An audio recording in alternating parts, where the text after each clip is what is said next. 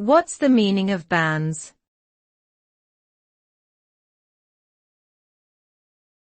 Banns.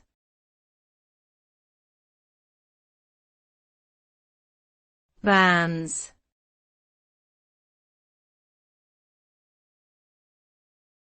Bands.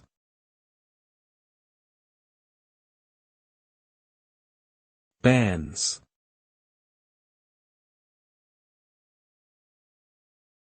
The term bans refers to a public announcement made in a church or other religious institution of an intended marriage between two individuals. The bans were traditionally read aloud during a church service for 3 consecutive weeks prior to the wedding ceremony, giving members of the community the opportunity to object if there was any reason why the marriage should not take place. This practice dates back centuries and was a legal requirement in many countries. While bans are no longer a legal requirement in most places, some couples still choose to have them read as a way to involve their faith community in their upcoming nuptials.